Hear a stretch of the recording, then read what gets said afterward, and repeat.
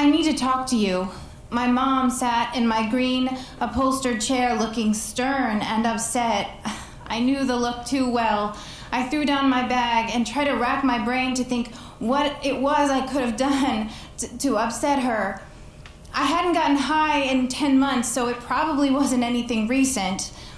Every now and then my past showed up to haunt me, but recently things had gotten good. I had a job cleaning a megachurch. I had my own place. I'd met a cute boy. So far, 2005 had really been my year. Sit down. My mother instructed. I did as I was told. The pit in my stomach grew up to my throat. What had I done?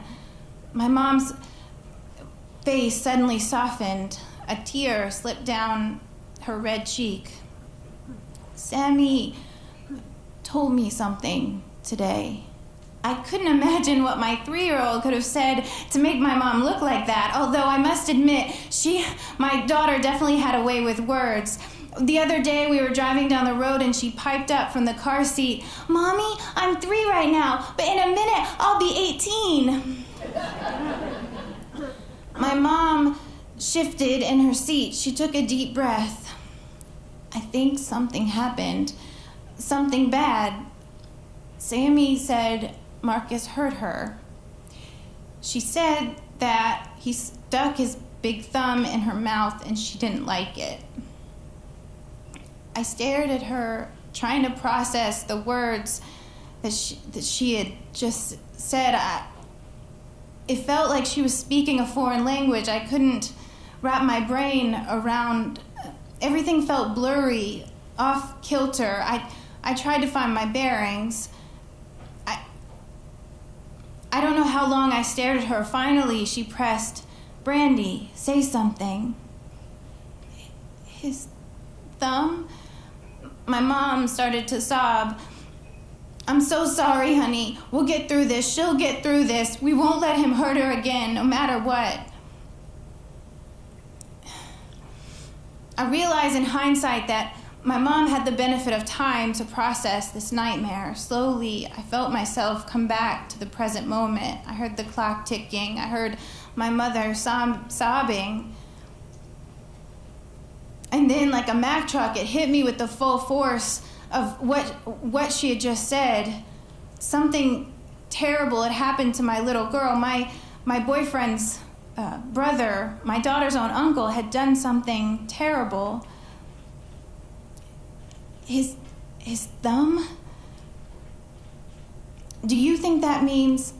I do.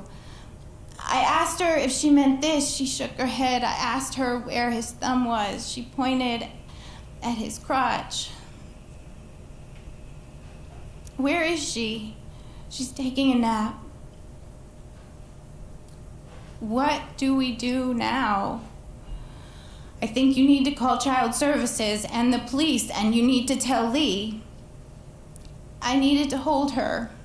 I got up and crept toward the bed, the room that she and I shared. I peeked through the bedroom door. She was curled up on the bottom bunk in her ultra soft, bright pink Barbie blanket. I sat down and brushed her hair out of her face. How could this happen? I felt a tear roll down my cheek, and then another, and then a third. I lay down beside my girl and cried as silently as I could. I knew only 2 things clearly in that moment. My baby girl had been molested, and where I stood at 23 years old and 9 months sober, it was my job to keep it from ever happening again. I made the necessary phone calls, including to Lee. We set up a time to meet at McDonald's with my mom and his. We skipped the pleasantries. I took a deep breath and dove in. Marcus hurt Sammy. What do you mean? Lee's mom asked, eyeing me with suspicion. He molested her. What? They shouted in unison. What the hell are you talking about? Lee jumped up from his chair and glared at me. She told my mom. Your mom? She's 3. What the hell? How the hell does she even know what that means? She didn't use those words. She said that he stuck his big thumb in her mouth. What? What? He looked like he was about to punch something. For a second, I thought he was hearing me. Then he said, "This is bullshit. This is bullshit." Lee's mom was standing now too. "I cannot believe you would try to pull this. I know my son, he would never do anything like that. Where is she? I want to talk to her." I steadied myself. "She's with my dad. Here's the thing. It happened at your house. It had to have. He lives there. And you live there too, Lee. Look, you can come and see her anytime you want at my house, but she can never go back to that house. This is bullshit. This is bullshit. I want to see my daughter. You can, just not at your mom's house. You are sick, Brandy." "She's sick? I'm sorry. Marcus is the one who's sick," my mom interjected. "And if you don't believe us, then you certainly aren't taking my granddaughter anywhere." "She's my granddaughter too," Lee's mom spat. My mom's eyes narrowed in on her. "Well, then act like it." I didn't know if there would be repercussions. I didn't know if he would try to retaliate or take her. I prayed that he wouldn't. We didn't have an official arrangement, so he could have. I hoped he didn't realize that. The first few weeks were the worst. I watched as my bright, outgoing little girl turned sullen and quiet. I navigated the court system with the help of my mom and my sister-in-law. I secured full custody. I pressed charges against Marcus. And I held my daughter tight, and I told her that it was going to be okay and that she was good and worthy and destined for greatness. Medicaid covered a special kind of treatment called play therapy. Sammy's counselor, his name was Colby, and she was incredible. She wasn't much older than me, and it made me marvel at what my life could have been if I hadn't been so caught up in the party scene. Sammy loved her. Days turned into weeks, weeks turned into months. One day, about 6 months after the incident, I picked her up from school, and she proudly thrust a small piece of paper in my hands. There, in big, scrawly letters, it read, "S-A-M-I. "I wrote my name," she exclaimed. "You did." I beamed at her and at the words and at her smile. Slowly, she was coming back to herself. The therapy was working.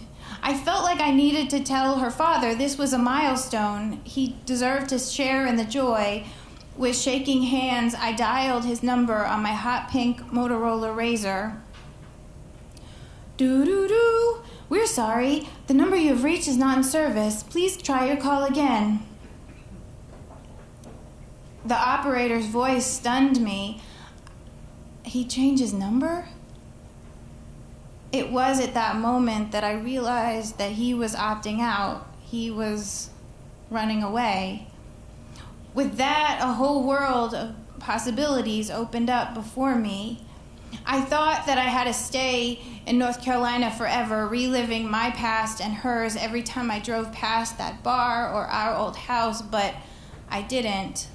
She didn't. We were free. I moved to Maryland 3 months later. I got a job selling floor tile and a new little apartment, and I enrolled us both in school full-time. I went on to earn a degree in sociology. Right now I'm working on my master's of social work so that I can do the kind of work that Colby did. Sammy is 15. She has blue hair and green eyes, and she writes stories too. It's rough sometimes, and I don't know whether it's because of what she went through or if it's just normal teenage angst. But when it gets really hard, I hold her close and I tell her it's going to be okay and that she is good and worthy and destined for greatness. Thank you.